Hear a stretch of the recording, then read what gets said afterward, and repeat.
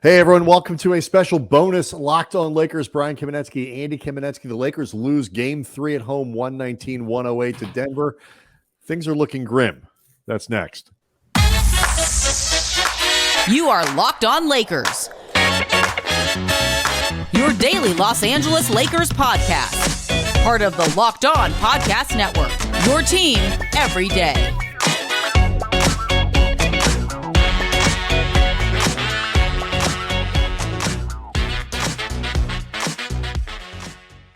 Thanks to everybody for making Locked On Lakers your first listen of every day, Monday through Friday, sometimes on Saturdays and certainly on Sundays, always free, never going to be behind a paywall. Locked On Lakers on YouTube is where you can go see the show, hang out with 17,000 plus subscribers, Lakers fans, NBA fans, most of whom are real sad, Andy, following the 119-108 loss in Game 3 to the Nuggets at Crypto.com on Saturday night. The Lakers, like the first two games in Denver, certainly had a shot going into the fourth quarter, relatively deep into the fourth quarter. This time, though, while the first two games were close in the final minute or two, this one, not so much. Yeah, I mean, it really felt to me like the Lakers just got blitzkrieged on like essentially both ends of this game.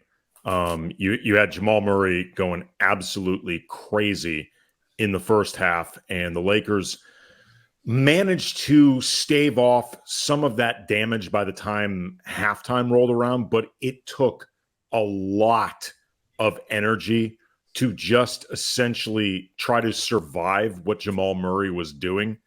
And then in the fourth quarter, the Lakers had briefly regained control, but then it felt like, again, they just got blitzed hard down the stretch of this game. And like we've talked about at least a couple times during this series, but certainly after Game 2, one of the things that we've learned from this series is that Denver just has a larger margin for error. They really do. And like they've been playing better than the Lakers, I think, on the whole. And I think one of the issues that the Lakers, there are many things at play right now, but one of the issues the Lakers are tasked with overcoming, assuming it's even possible at this point, Denver is just better. Denver's a better team. They're not necessarily so much better that the Lakers are incapable of hanging with them on a quarter by quarter or even at times game by game basis, but they're better, and better can be very difficult to get past. Well, yeah. When you're at this stage of a playoff, and there are certain guys who are struggling at this stage of the playoffs. That's what I was going to say. Denver is a better, if everybody's starting from exactly the same spot, Denver's probably a little bit better, a little bit more depth, a little more continuity, all that stuff. The Lakers have been playing playoff games for 8 weeks, whatever it is, 10 weeks. I forget, going back on the calendar exactly what it is. And I think, I talked about this after Game 2. The Lakers looked in Game 2 like they kind of hit a wall. And I think they were trying to work through it. And look, Denver's got some fatigue too, but Denver also had the luxury of throwing it in cruise control in about late December, or February, and rolling from there, and really haven't been put. I think, they're tired. The Lakers are exhausted. And so I think that came through. And then, like you say, Andy, the Lakers, if they are going to hang with the Nuggets, need to make sure that they're getting good performances from everyone on the roster. And they are not doing that. Whereas Denver is getting solid performances up and down. The Lakers, starting with D'Angelo Russell, are not. And the Lakers just can't win this series if D'Lo isn't good. I mean, D'Lo, I think we'll spend a lot of time on Russell for Monday's show, certainly through the week, if this goes in a way that it looks like it might, because D'Lo Twitter was lit on Saturday. And he was bad, the 1 of 8 shooting, 1 of 6 from 3, including a bunch of wide open misses.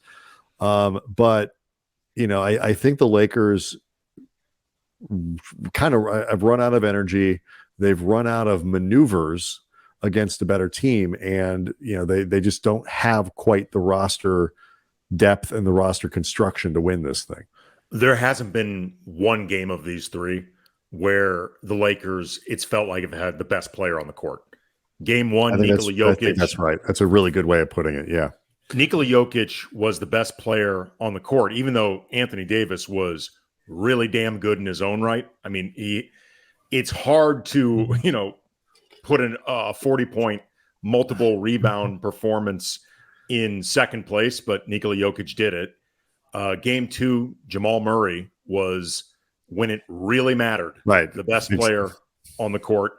And, compounding this was the best player on the court for the Lakers in game two was either Austin Reaves or Rui Hachimura, and you can't have that. Nope. And then game three, best player on the court was Jamal Murray. Yeah. And Jokic, by the way, was in foul trouble for most of the game, picked it up as it went along and had a nice fourth quarter. I mean, the game really swung, I thought, for the Lakers when they had an opportunity to with Jokic on the bench with foul trouble. The Lakers, I think, finished -1. For that stretch of time. They only won the third by 1 point. They just that is a glaring red flag. And to your also point, speaks really quickly. You're sure, of course, quick to the level that Denver has reached, because those non-Jokic minutes used to be what regularly did him in. That's why they traded for Thomas Bryant, was just to have somebody on the court to try to just kill 5 minutes without Nikola Jokic, without completely collapsing. Bryant doesn't play. He's not in the rotation, but that was the thought process for trading for Thomas Bryant. And the Lakers, I'll go back and look at the numbers, have been really pretty effective when Jokic has sat over the course of the series, but on Saturday, they just couldn't do it. And, to your point, which I think is an interesting one about the Lakers, you have LeBron, you have AD, in 3 games played, one of those guys needs to be the best player on the floor for one of those games. AD had 28 and 18 on Saturday, couple block shots, and LeBron 23 with 12 assists, 7 rebounds. Neither one of those guys were bad, but I don't think LeBron was great in this game. I didn't say he was great. I said he wasn't bad. But I'm saying it wasn't bad. But if I had to choose between great or bad, I actually think LeBron was closer to bad than great in this game. I don't know. But either way, I think, there haven't been enough games where even if one nugget is the best player on the team, where those two guys, well, LeBron and AD were definitely 2 and 3. It's just, so as much as the criticism is going to go towards Russell, as it should. He has been really bad in this series, and the Lakers need him to be much better. He's not the only issue. And then, you add in Jarred Vanderbilt, who is kind of equally unplayable for different reasons in different ways, I think, in this series. Talk about this. I don't think he is totally unplayable by his own merits. I think he's been made in certain ways unplayable because of other people around him. But maybe, but the Lakers can't afford to play him. I think Vanderbilt's doing his job. The problem is enough people around him aren't doing their jobs well enough to make his job. That may be, but they're getting punished in the minutes he plays. Yeah, and so you have 2 of your 7.5, 8 member rotation that are really, really difficult to play. And if that's the case, you're running out of stuff, and then Dennis Schröder is not necessarily, he's working hard defensively, doing the best he can, but not providing enough offense. It's like, there's just, at some point you run out of stuff. And I think that is essentially where the Lakers are against the Denver Nuggets for a variety of reasons, many of which go back to the way that this season has played out, to the composition of the roster, to the age of some of the players. It's like, Darvin was taking a bunch of flack on Twitter. I mean, people are upset. I get it. Like, this is not a great way for the Western Conference Finals to be going, and there was so much optimism heading in. But fundamentally, it gets to what you said, I think, at the top of the Denver is a better team, and the Lakers don't have a margin for error, and they are erroring. Yeah. I mean, to put this in perspective, Rui Hachimura having 13 points off the bench shouldn't be a problem.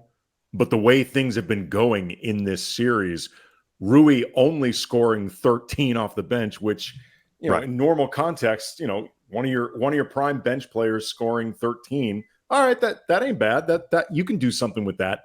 Doesn't feel like enough. I want to correct myself a little bit on something I'd said with LeBron when I'd said like closer to bad than great. That may have been too far, but what I'm getting at though with LeBron that I do think is becoming problematic in this series is he has not, I think, always been consistently even their second best player. He's been closer at times, I think, to their third best. Right. In part, I mean, I assume you're talking about Austin Reaves. Yes. Yeah. And the way this roster is set up, if LeBron is not consistently your second best player, that in and of itself creates some problems. So that may be a better way to put what I was saying earlier. Like, as I heard it come out, it felt a little bit too harsh, but it does speak to, though, I think some of the issues they're having. LeBron is not good enough for his station on this team in this series. Yeah, that I think is fair. I think that's reasonable. So it's stuff, again, we can get into a lot deeper starting on Monday. I think the series not over. Obviously, game 4 will be Monday night, but look, just try to win the thing and just send it back to Denver. Happens. See what happens. One game at a time. But I mean, Denver only played 7 players, and so it's not like I understand rotation is short. But one of the things that I think was a real challenge for Darvin Ham in this game, because look, Jamal Murray was, I mean, as unconscious in the first quarter as he was in the fourth. The Lakers, he had a couple plays where he made D'Lo look bad. He made Vanderbilt look bad. He made Schröder look bad. He made AD look bad. He hit shots in the first quarter over everyone. Like and it was that was not one guy failing. It was like that's Jamal Murray being uniformly excellent. 17 points on 8 of 10 shooting, 1 of 2 from behind the arc in the first quarter. Right. And he cooled off. That's just over the course of the game. And the Lakers defensively actually were holding up pretty well. By the middle of the fourth quarter, Denver's shooting percentage was down close to 45%, which is certainly very tolerable and much lower than it was at the beginning. And it ended up at 50 because of the run that Denver went on to finish the game. But I just, Denver went up a level at the end of the game. The Lakers, I think, tried to jerry-rig. The entire second half was designed to try to get that 5-man lineup, Schröder, Rui, Reaves, LeBron, AD, on the floor with a chance to win. Everything they were trying to do, I think, was designed to buy enough time to give that lineup a chance to win the game for them down the stretch. They got that lineup on the floor, close and, relatively close contact, and they just got run off the floor. And I think it's because Denver had a gear left, both from an execution standpoint and an energy standpoint, the Lakers simply don't have. You mentioned that gear left in the energy. I mean, if there was a glass half full effect from Nikola Jokic having all that foul trouble, may have been a little bit fresher down the stretch, because the fourth quarter, he was the nugget that did the most damage. 15 points, 5 of 7 from the field, hit 1 of his 2 threes, got to the line 7 times, only made 4 of them, but 2 rebounds, 2 assists. Like, look, I understand Lakers fans are really frustrated and really upset. I personally am not. It's just like I feel like this one to me was the clearest one where you just kind of say they're not the better team. And, games 1 and 2, there were a lot of reasons to be frustrated. Lakers had opportunities to steal something on the road. And they didn't do it. This one, I just kept watching going, they're out of juice, in my opinion, out of juice, and they're not better. And that is a really tough combination. I thought they tried. I thought they worked hard. I don't think they quit on this game. I just don't think they have a lot of legs left. Yeah, I mean, the legs thing is hard to know for sure, though it wouldn't surprise me if that was the case. It doesn't help, though, that I think of the 3 games, this was the worst that they played. Like, they picked a bad time. Yeah, I think I would agree. to play their worst game. So, Missing too many shots. I mean, look, Reaves LeBron finally hit a couple threes in the fourth quarter, but broadly speaking, you take away Austin Reaves again, 3 of 5 from 3-point range, and the Lakers are under 30% from 3-point. Right? They just you can't have this many bad 3-point shooting games. I'm going to turn our attention back to Russell for tomorrow's show. He's obviously a massive part of that problem. But just as a team, they've missed far too many shots, particularly the "that's got to go in" kind of shot. Like that's wide. That's got. Everybody knows what I'm talking about with those kinds of shots. You see it, ball movement, open shot. That's got to go in.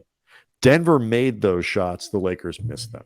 Yep. All right. So lots to continue to get into for Monday's show. We'll get you ready for Game 4. We'll certainly talk about some of the big issues. D'Angelo Russell will obviously be among them because that's going to be a topic of conversation well into the offseason, I think. So yeah, we'll get into all that. But first, Andy, we have to get into this.